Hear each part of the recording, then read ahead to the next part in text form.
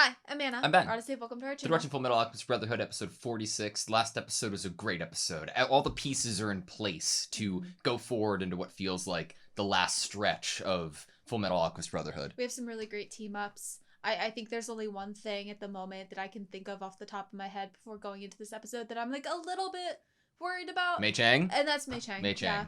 I'm worried about Mei Chang. I am worried about Mei Chang. But I think you brought up a good idea, like Greeling and his trusty men are closer to Central, so there's a chance that Mei Chang doesn't, have to go this alone. Our paths will intersect, and then we will have both Envy with us and Greed. Interesting. Ready? Yeah. Sweet.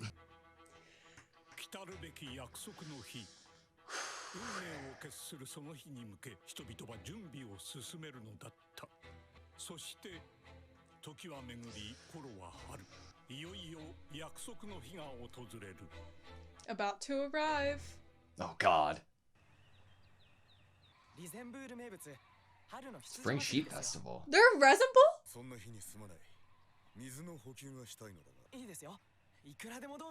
We're making moves.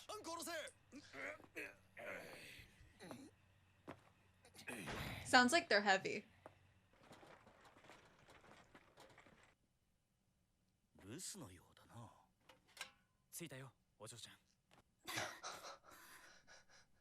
All right. Effectively smuggled.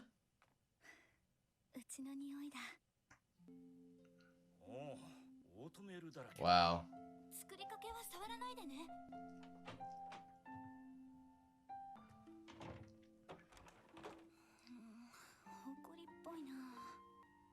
Oof. Good animation.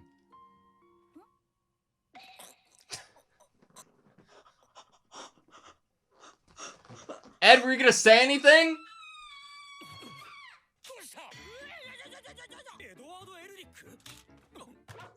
Oh my God. I was like, where's Pinako?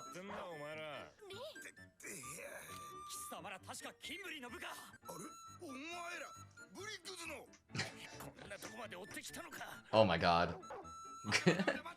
Greed's like, what have I gotten into?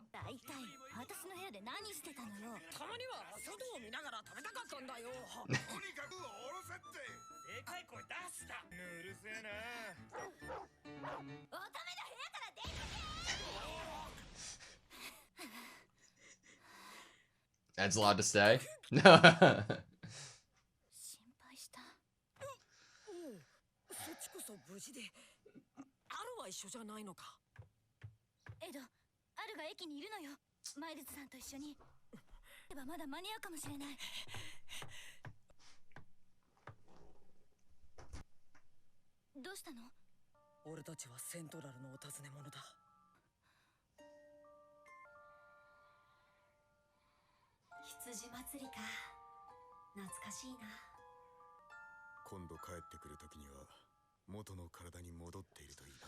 Oh my God, I hope so too. What?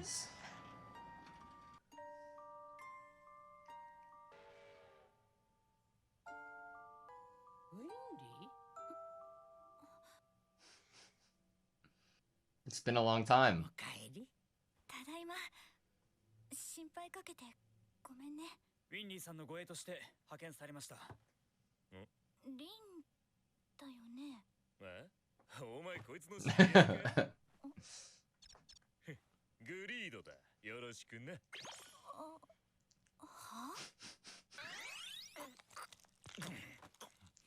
He looks so good as Greed. We're all eating together.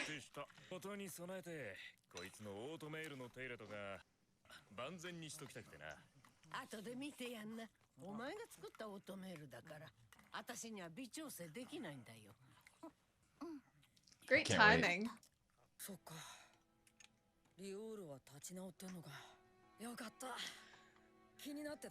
No. 東部の演習場で何かやるらしいの。あるはそれを手伝えるんじゃないかって自分から。そのお父さんは一足先にセントラルに行ったわ。カナマっていうスラムにいるらしいから会って詳しい話を聞いてあげて。もうすぐ約束の日なんでしょ。元に戻れるチャンスでもあり、That sacrifice.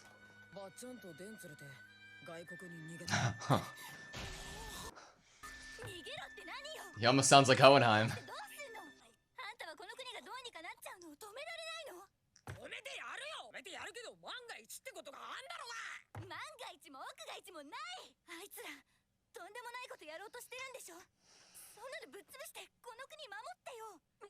そんでエドもアルも元の体に戻って帰ってきて Do it all. そのためなら私何でもするよ They look so grown up. 簡単に言いやがってよ何よ弱気になるなんてあんたらしくああギャーギャーうるせえ女だなエド Look at the holes in her ears from the missing earrings. We keep getting an emphasis on the holes in the ears. いいねあの女あれもこれもと強欲で Appreciates her greed. ろくなもんじゃねえよ見ろ死んだ人間を欲したらこのざまだ死んだやつに会いたいも金が欲しいも女が欲しいも世界を守りたいも俺に言わせりゃ欲にいいも悪いもね欲っつうもんに偉そうに格付けするから人間はややこしいんだよ But when you've been bitten once before. 前に会わなくても今日出発するつもりだったんだオートメール Think those are Hohenheim's clothes? It looks kind of like it. ホーエンハイムに会うことがあったらトリシャの言葉伝えるんだよエド私お前はちゃんと隠れてろよ約束の人やらに全部終わらせて帰ってくっからアップルパイでも焼いて待ってろ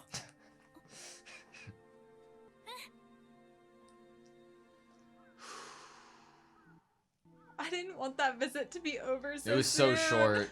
すぐ約束の日だぞしょうがねえだろマルコさんもスカーも来ないんだからまったくどこで何を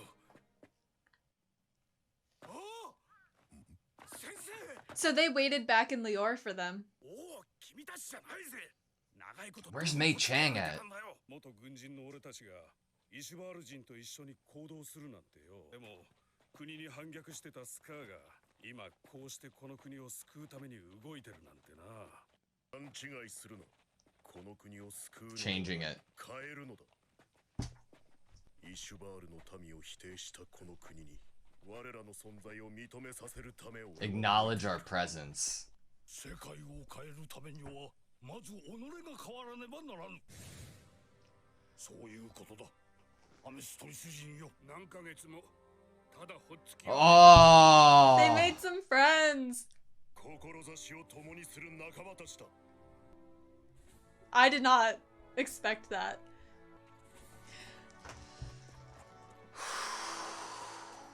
いやー今回の演習はこっちで助かったよ北での合同演習はしんどいからねしかしちと厄介なことになってな厄介なことなんとブラッドレイちゃん Oh, shit. Oh, nice. Sounded like Miles didn't notice. 演習の監視役はそれなりの人間とは覚悟してましたがま、なんとかするしかないね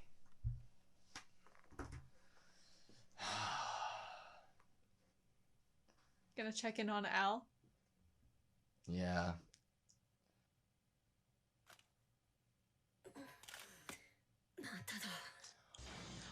Oh, The no. light in his eyes was gone. I was like, he doesn't sleep. 引っ張られる感覚がだんだん短くなってる急がなきゃ早く元の体に戻らないと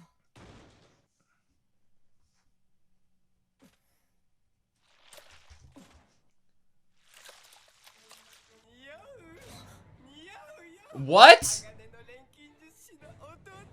We were lured out here. So Bradley isn't the only one that came to the training grounds.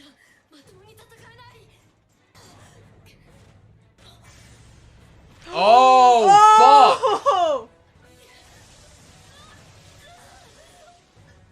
Fucking sell him.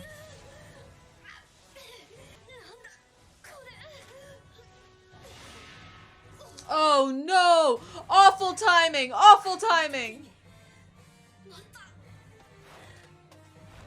Oh, you can feel the weakness in his fingertips. I hate that.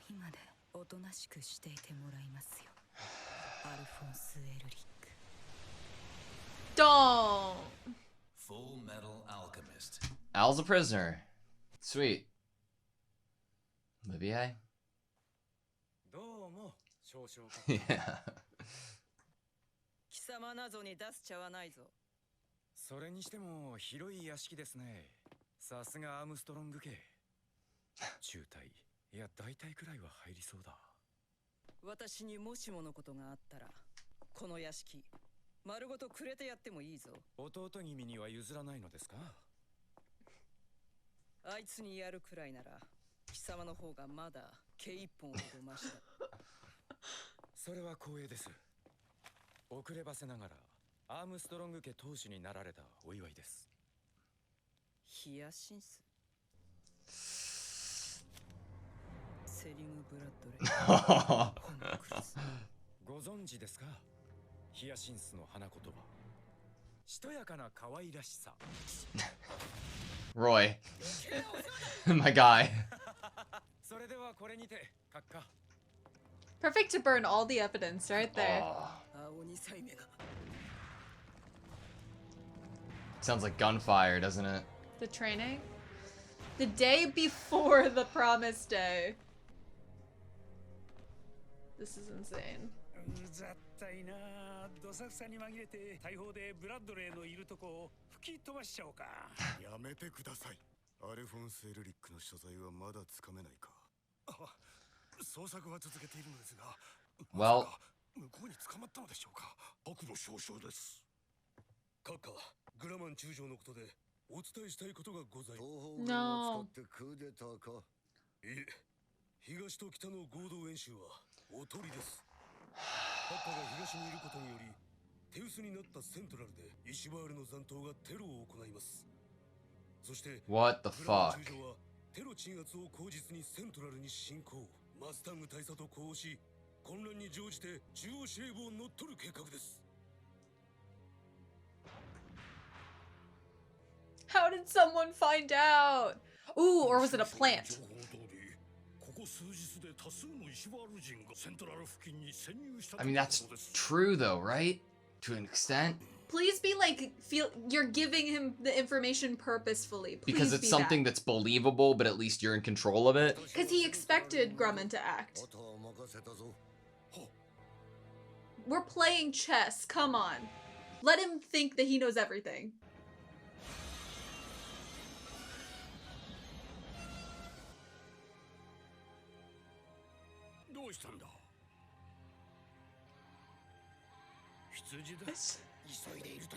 Some sheep.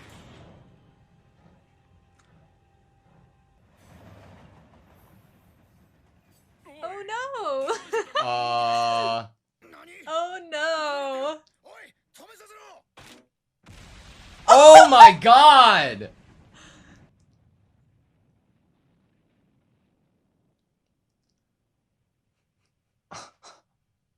線路上の羊は排除しました。予定通りセントラルに向かいます。行くぞ。大佐がお待ちかねだ。くそ。まんまと利用されましたな。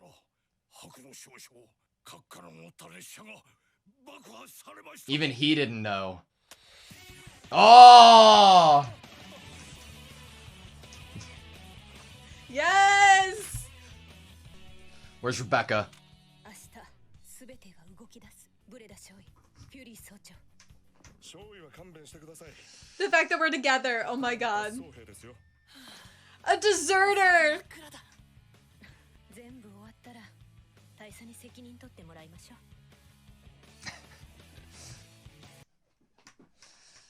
I'm excited to a certain extent, but Al's captured, and Yeah. the fact that he's losing consciousness closer and closer intervals is terrifying. You don't have to be worried, because honestly, just simplify it a little bit. He's already where we needed him to be. We Yeah. need him to be at Central to be able to help attack and fight in Central, And get right? his body back, yeah. We are about to see this happen. Maybe Mei Chang saves Al. Gluttony was able to find him by scent, and Mei Chang is also able to find him by scent. Has to be something to do with, like, the dragon pulse, you know? Mm-hmm. Alkahestry.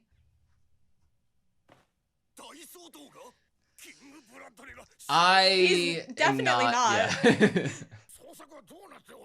まだ現場に部隊がついておらん。頭がいい途端これだ。 Yeah. 所詮は無謀の動くチャンスか。 Oh, fuck! このようなところにおいでになられるとは。みんな落ち着け。セントラルに私が。 The chair is not empty.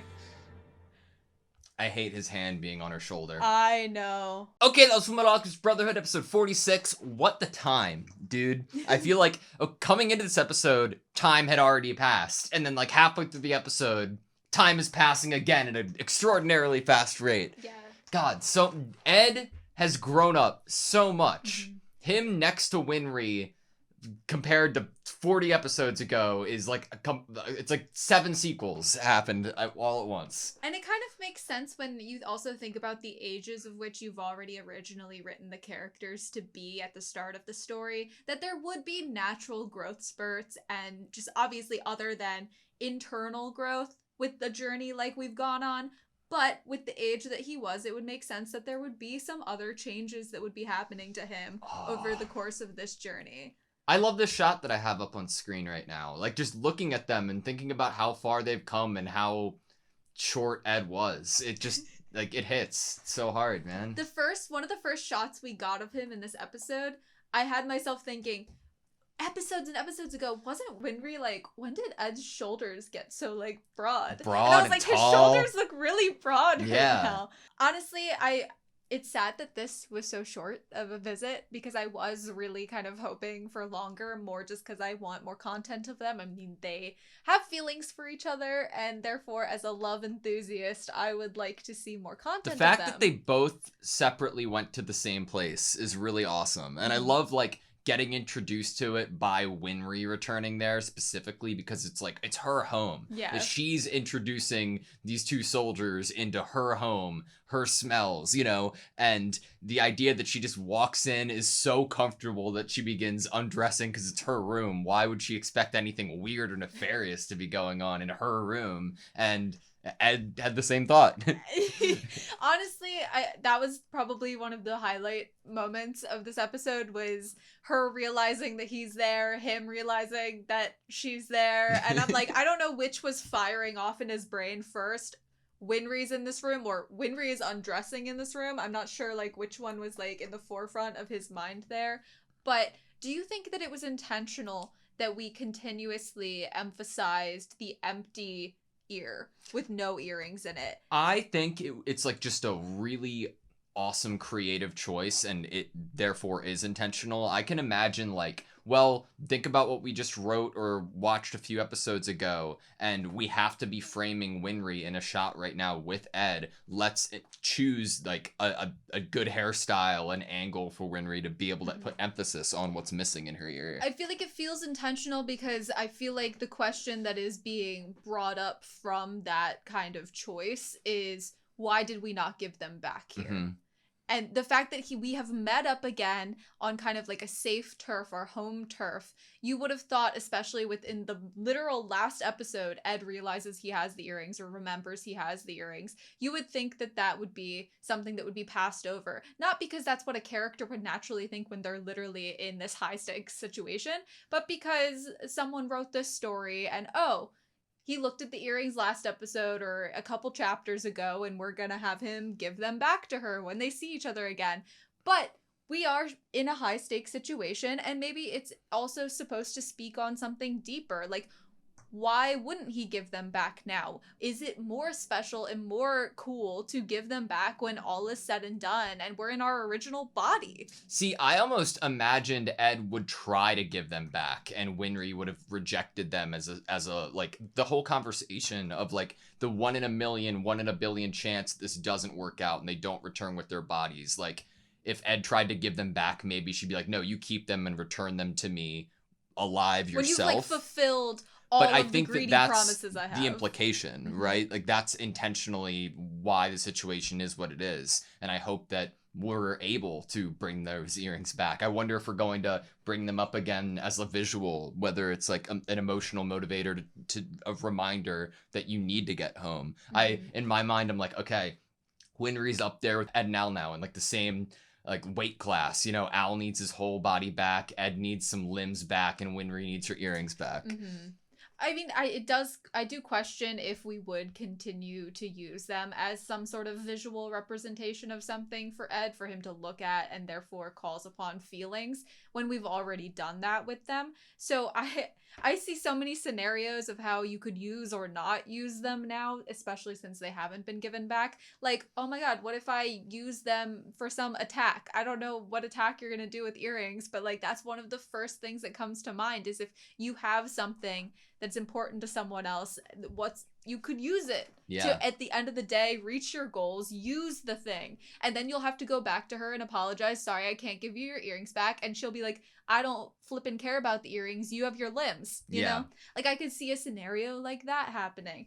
But enough about these objects, these probably not too important to everything else we could be talking about right now objects. I loved Greed being outside of the room, like listening in on this entire conversation. And like in my mind, like he has like respect for the drive that Winry has and her desire and her greed of wanting Ed to come back in one piece. No one that has met Winry in this series, especially from the last like 20 episodes, since she especially got to the North, honestly, no, I'll say this entire series, no one has, like, looked down at her. No, not at all. Everyone is impressed by her. Kimberly's intrigued by her. It's incredible. I wanted to read the lines that we get that Greed says. If I had to say, greed is neither good nor bad. You humans get tripped up because you presume to assign value ratings to greed. It stops Ed in his tracks. Oh, interesting. And all the examples he was listing, like some of them were, like we can literally tell exactly what he then goes on to say just by the examples that he lists, where I, as the viewer, am starting to rate the examples that he's giving. Like, oh, well, that's a bad, that's an okay, that's a good. It's exactly what he said. He kind of proves his own point there. And I put a star next to that line, so I'm glad that we read it. Seeing Ed leave like this and leaving Winry behind, and it looks like he's wearing the clothes of Hohenheim, and if it isn't, it's similar. And like specifically what he says to Winry about it being a dangerous situation and she should leave, that is so similar to what Hohenheim said to Pinako like 25 episodes or whatever ago. Leaving the same house. Yeah. Giving that message of like, you should get out of here. And that same kind of response is, no. I'm not leaving. Yeah, I wonder what the next setting that we're going to see Ed is going to be in. We gave him multiple it was introduced multiple times of like, go see Hohenheim. Yeah. Winry says it to him and Pinako says it to him, like, go see Hohenheim. And the idea of give him the message from Trisha. Give him the message. I feel like that needs to be one of the next steps for Ed. Is that because it was said multiple times by people he cares about in the story? What that actually means, I don't know, but I think I will be incredibly excited for any Hohenheim and his son's content. I would kill for a talk about Trisha between Ed and Hohenheim at this point. We have, like, Al and Hohenheim were able to kind of, like, connect really easily and nicely, and I feel like Hohenheim is not going to obviously have as easy a road to go down with Ed, but I feel like from their previous interaction they've already had and who Ed is now, I feel like this next interaction between Hohenheim and Ed will be really fulfilling, even if it's very short. I feel like it doesn't need to be very long. It doesn't need to be very complicated. It can be as short as possible. It can be a one word, it can be a sentence, but I feel like whatever it is, it's going to matter. And it's going to be substantial on a personal, like, emotional level. Yeah, agreed. In terms of what the message is, like, I know in episode 20, I have pulled it up, that Pinako is told, tell him I couldn't keep my promise, that I was dying before him, and that I'm sorry. If that is what is told, promise, what promise? Who knows? I hate to ask, but if you see him, tell him, right? Mm-hmm. If that is what we get to see on screen, I think it will break me. Absolutely. It will break me as a person. I feel like that has to be what it is, and he obviously, Ed's not gonna be the one that wants to relay something to his dad, but I'm sure at the end of the day he will, especially if it's something that his mother wanted his dad to know. But yeah, I think that leads me to then be like, yeah, I'm probably gonna cry when Helheim and Ed meet up. I love bringing up the idea. It was like just a line, and it was like you could have missed it. But the idea that Lior has been on Ed's mind of wanting to know how they're doing and wanting to catch up with them. It's just one small line that you can throw in to give a character much more weight to what they're thinking about in their free time because of how much time has fucking passed. Doesn't that maybe help you get a character to feel stronger and more confident before going into what they're going into? Yeah. The idea that it's almost like you're getting to drop some of your anxieties and your baggage at the door before you might feel a little more light as you're exiting to kind of go into this giant battle, knowing that some of the people that you thought were suffering are picking themselves back up and kind of gaining back their autonomy and their will to live, and you are probably going to be reinvigorated by the thought of that. So I think it's great that he learned that, and I'm grateful for the people of Leor, obviously. I am terrified about Al's position. Like, I agree with what you were saying, and like, okay, well, he isn't central, like, could be worse at that point, right? He's where he needs to be, but I'm more like, even before he's kidnapped, the idea of these intervals where he's being pulled to his body happening more and more often over the course of the time skips that have happened is a terrifying thing to think about. I don't like, know I why can't imagine wasn't being really, in that position. I wasn't really thinking about it previously, especially at the beginning of this episode, and I was like, he doesn't sleep when we first get the shot of him. There's no light behind the eyes, and his hands are kind of just open at his sides, and I'm like, oh, he's just really bored right now. I wasn't thinking, and then he wakes up and I'm like, no, what? It's been happening more and it's getting worse, and then awful timing to have an attack and for him to be lured out.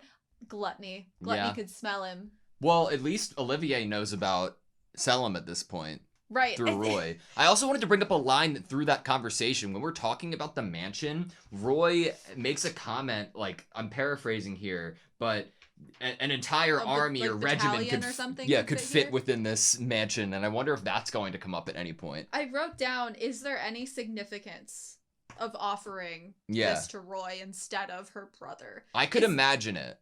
Is it like a subtext thing? Is there anything that obviously, if we're having this meeting and we need to be careful about how we relay information, what is the subtext, if there is any, behind Olivia saying that she would give it to Roy? Well, I think it's just like face value, a massive plot of land close enough to the enemy that you could hide things in is an extremely massive advantage to have. I think you're probably saying, I give you permission to use this property if you see fit to use this property. Completely. But you could also read it as, I back you. We're on the same team, and even if I'm gonna put you down sometimes when I talk and you only beat my brother out by a whisker, I still actually have some respect for you, therefore would let you have this mansion. But I'm gonna use, like, say it's using the land. I wonder what will come with Olivier knowing that Selim's a homunculus, because we get the idea that King Bradley's dead, and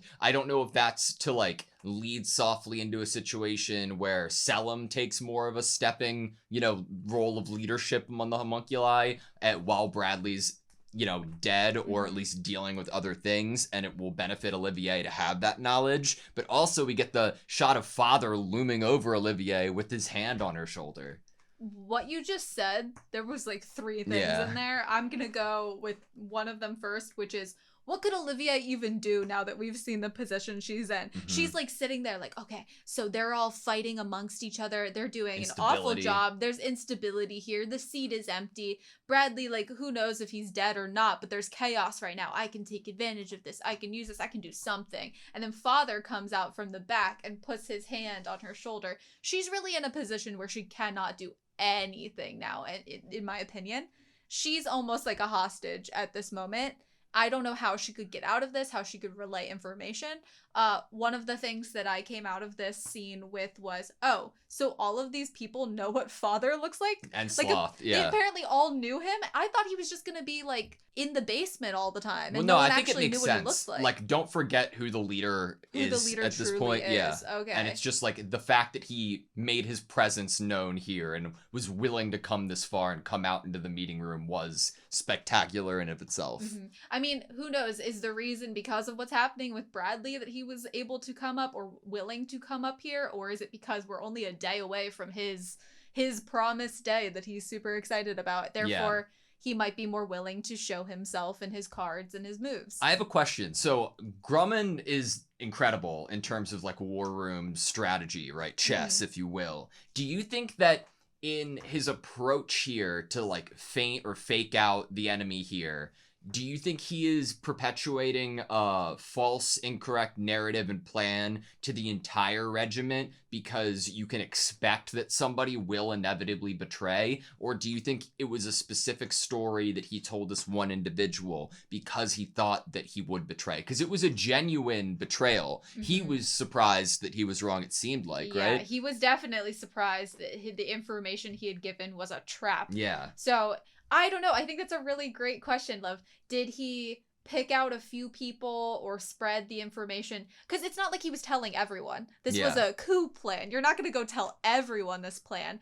But because then it's going to seem like it's not true at all. Mhm. You need to be like really picky about who you tell this plan to, because you want it to seem like someone thinks they have the upper hand and then they're going to go tell on you about your secret plans that you're working on. So he might have like picked out people he thought were like not super trustworthy, that he thought would tell on him but would still have a status that would be like, oh, of course he would have learned this information and Grumman would have trusted him so that he could have learned this information.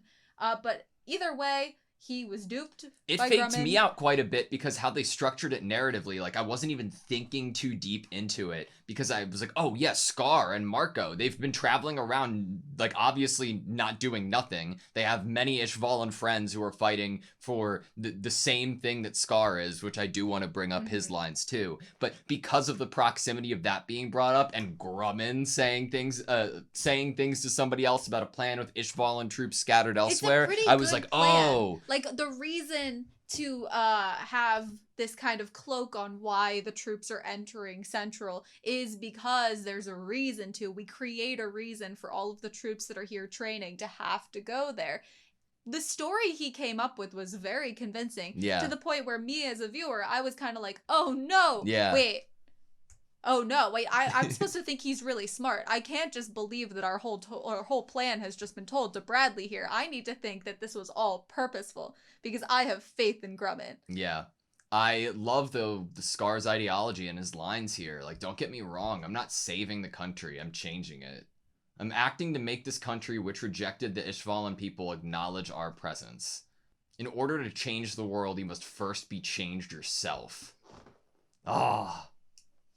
These are friends who share the same purpose. I love it so much. Could you see Scar, maybe some of these other Ishvalans, and Miles all standing like side by side in a fight? Because I could see it. I at least want to see Miles and Scar interact. Again, now that Scar has set down this path that I think you're Miles so would be very right. happy about. And like seeing what Miles's ideology and what his beliefs, like how that affected Scar and how it pushed him further. I would say the people who have influenced Scar the most in the series that we've seen, obviously from the immediate, like who he is when we first get to know him in the series, but who changes him and influences him after that, I would say Winry and Miles are probably the biggest with that. I'm sure the brothers have influenced him a little bit, but I would say Winry and Miles definitely had the biggest impacts from what I can tell. Yeah, very interesting in terms of Winry still though. Like I'm thinking about what you were saying a few minutes ago about everybody's interactions and like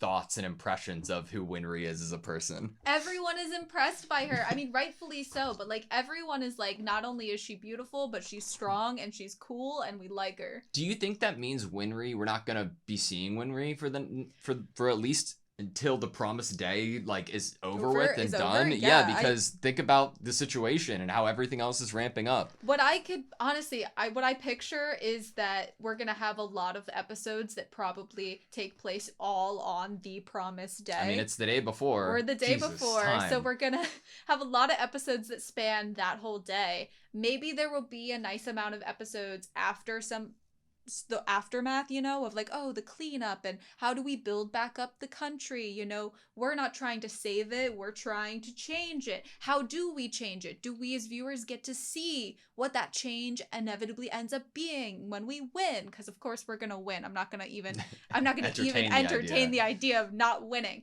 So yeah, I don't picture that we interact with Winry or see Winry until after everything is said and done and Al and Ed possibly have their bodies back. Little bit of a bummer, but I get it. Hopefully as a replacement we get more Ryza. Because seeing Ryza at the end of this episode really fucking hyped me up. And I would love for Rebecca to be here too, because in my headcanon it was them back to back with rifles, like Car 98s. And she's probably at the training grounds. Yeah, I guess so. But what makes me happy is that in order to get ready for this promise day, we have some deserters with us. They were like, well, yeah. If we're being purposefully placed far away from Roy, how about we just ditch our jobs, Then we can be wherever we want. I like the placing of when that comes up too, because it's after the fact that we've talked about the fake plan of Roy Mustang, how's he's doing all these things even after we removed all of his pawns from him. Fuck you. We're all together. So, did the explosion kill Bradley? No. There's no way, right? That's how I feel. I hope. There's no way. But are we setting a battlefield here? I mean, we fought Bradley. Well, Greed fought Bradley in sewers, and there's water there, and there's water under this bridge, right? That we just blew up and exploded. So are we gonna fight Bradley underwater, in the water, near the water? I mean, who would be here to actually be fighting him? That's the issue. Especially because Al's been kidnapped. Mm-hmm. I feel I don't know. So then, what was this plan? Because I doubt we came into it with knowledge or the idea that this would kill Bradley, because I feel like you're talking from Grumman's point of view, okay. Right? Yeah, I guess I am talking from Grumman's point of view. I don't think Grumman would think this would kill Bradley if he's aware that Bradley's a homunculus. I'd say his intention is to kill Bradley here, but he'd probably be like, all right, worst case scenario, we get this done and it'll slow him down for sure. It definitely slows him down. Yeah. If anything, this was at least to slow Bradley down and probably create some amount of chaos among the men that are his pawns. I've always wanted to blow up a bridge. I feel like I've seen I don't watch a lot of movies or TV shows, but I've seen a couple of Western inspired movies with trains and train stations and mounting TNT onto a bridge to explode it. Mm-hmm. Specifically, that's very reminiscent of this. And it really seems fun. It does. It not just being able to flip the switch, but the entire process of it and the danger of setting up the TNT or the explosives themselves, then being able to route a wire all the way back in the distance and be able to, I don't know, so satisfying. I mean, I bet these men did have fun doing this. Yeah. I'll agree that they probably had fun. Whoever's the one that actually gets to push the button that makes it go boom probably had the time of his life. This was his Yoki favorite day. wouldn't have done any of the hard work here if he was here. He would have demanded to press the button. He would have. And/or he would have said it was all his idea when it was all said and done. Probably that this explosion could not have happened. It would not have been as big of an explosion if Yoki had not been there, is what he would have said. All right. Well, I don't imagine we're going to be seeing much of Al next episode, but hopefully we'll hop back on a train with Ed and things will be looking up because it is the day before the promised day. My question marks are Izumi and Mei Chang. Oh. They're two characters we marks. didn't check in on in this episode when we're kind of seeing all of the people that are part of this plan kind of start moving. We're a day before the promised day. Everything is really heating up. Where are these two characters and what are they up to? Especially because we know Father is probably looking for Izumi or would want Izumi. And we know that Mei Chang is headed towards Central with Envy.